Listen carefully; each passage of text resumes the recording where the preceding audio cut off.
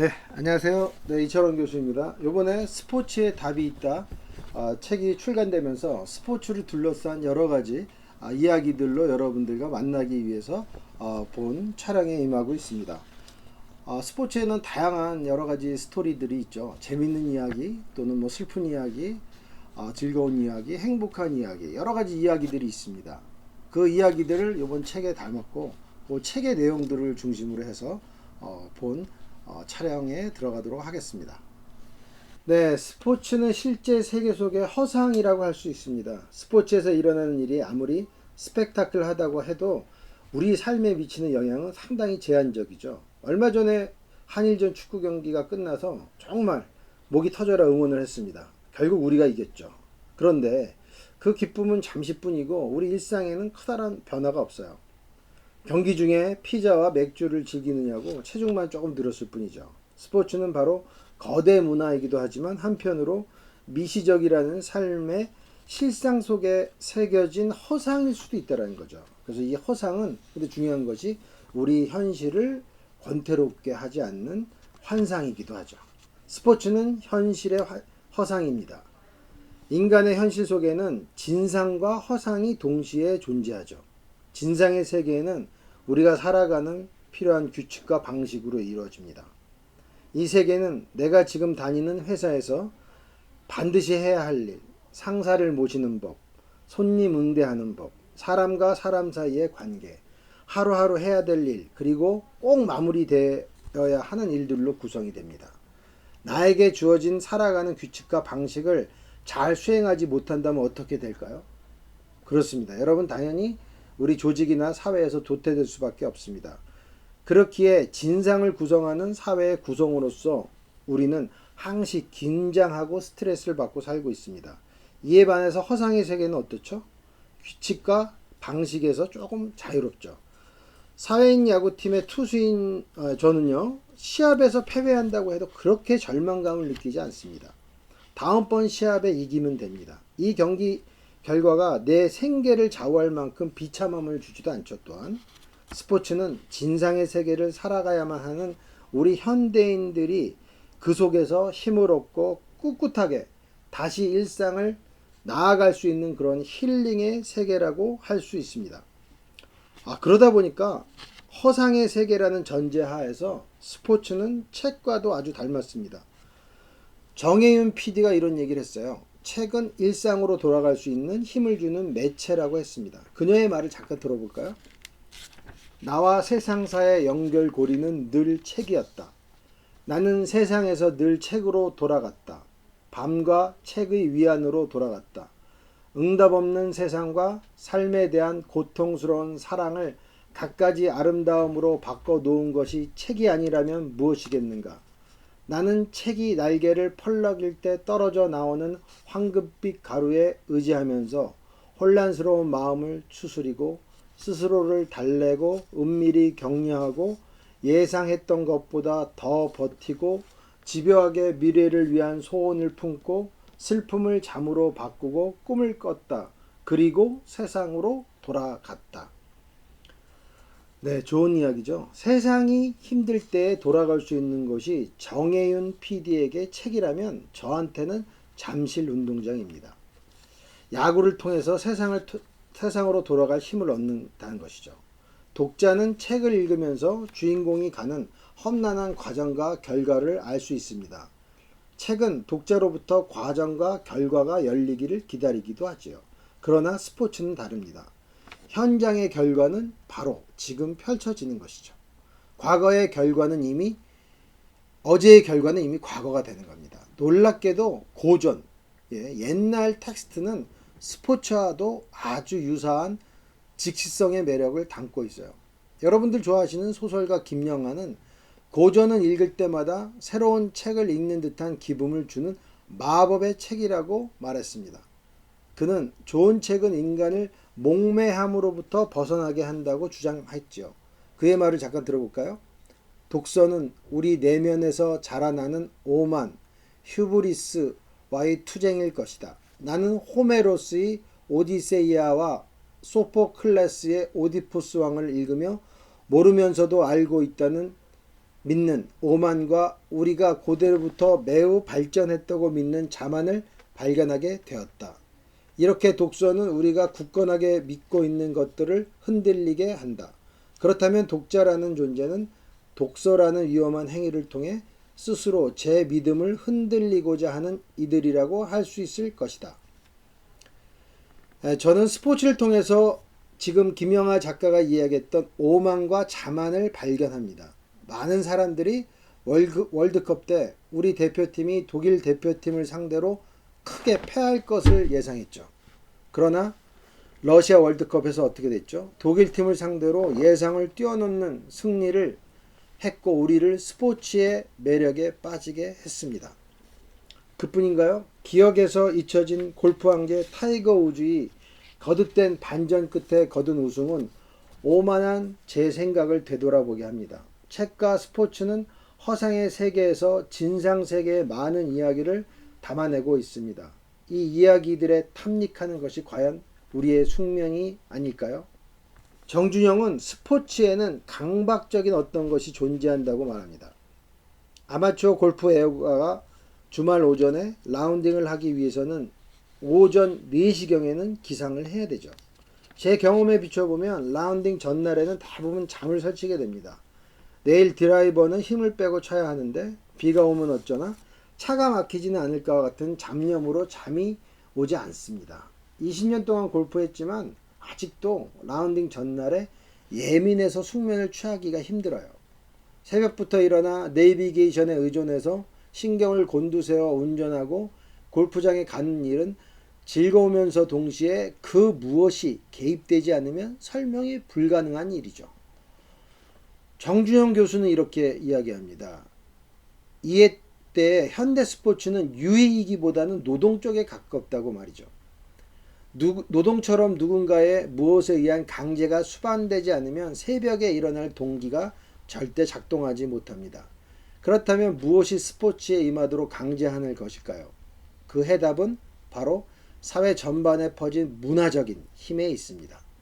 이 문화적인 힘이 운동을 하게 만들고 스포츠에 대한 감정을 재생산해내는 것이지요. 스포츠는 허상이지만 실제 우리 삶에 깊게 개입되어 있습니다.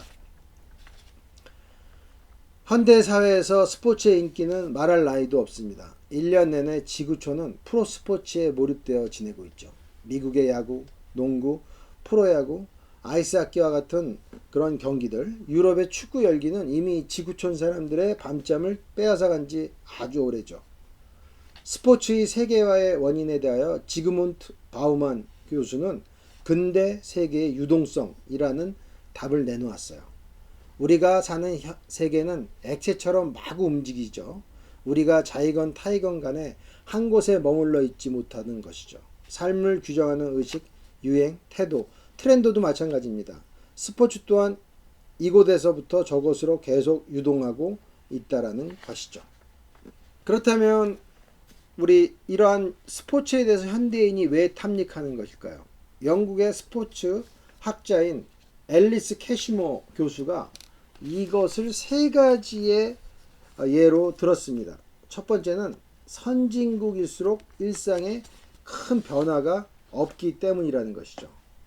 여러분 잘 알다시피 예측 가능한 사회는 좋은 사회입니다. 선진국에서는 대부분의 일들이 예측 및 통제가 가능하죠.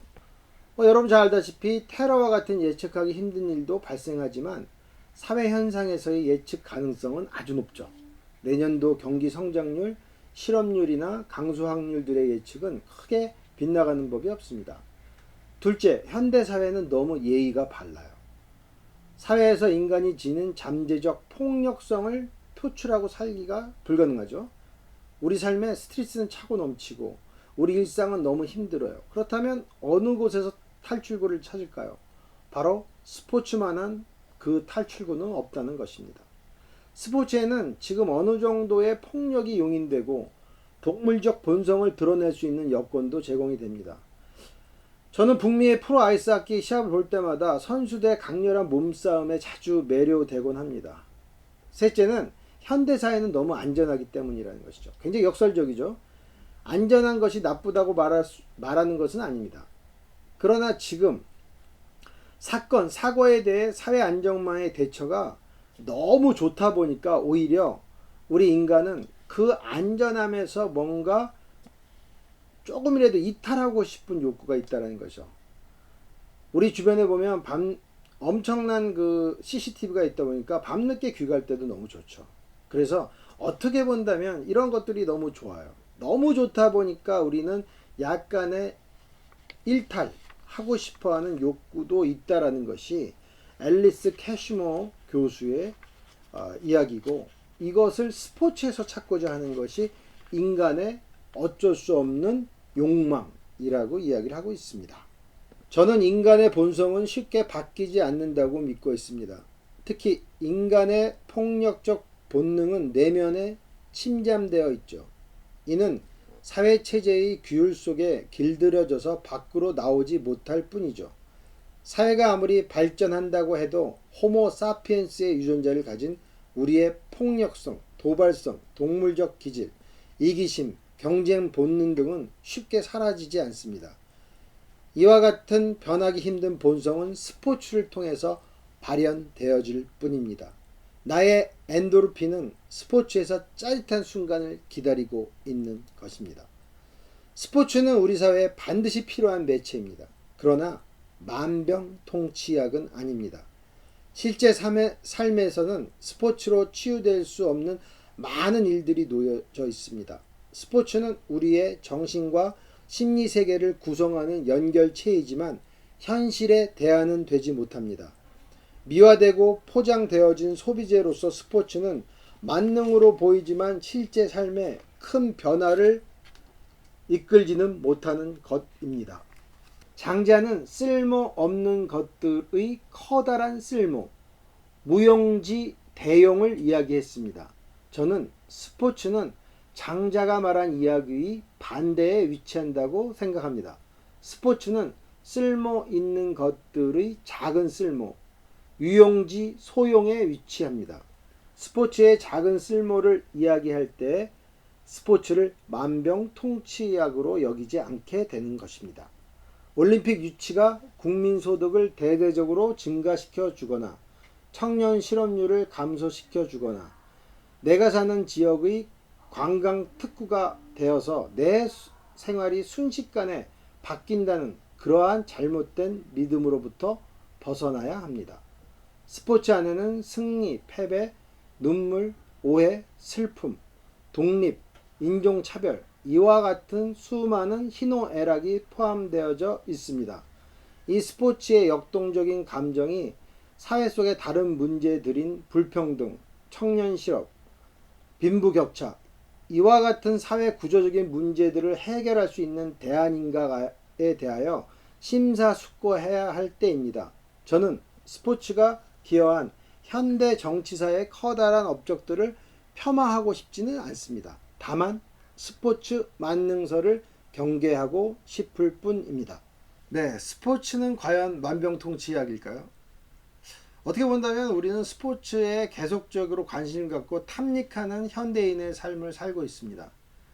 현대사에서 스포츠는 우리가 어쩔 수 없이 즐겨야 되고 어쩔 수 없이 우리가 나아가야 될 그런 굉장히 중요한 매체이죠. 우리는 일어나면서부터 스포츠를 소비하고 스포츠 뉴스를 보고 스포츠 신문을 보고 또 우리는 전철로 통학하거나 또는 출근하면서 수많은 스포츠 기사에 대해서 감동하거나 실망하면서 하루를 시작합니다.